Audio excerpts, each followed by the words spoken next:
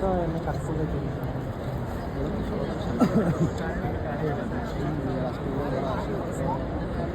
আপনি কোথায় দিতে পারেন তুমি দিতে রাষ্ট্রীয় মেয়েটা তো আমি সরকার করবো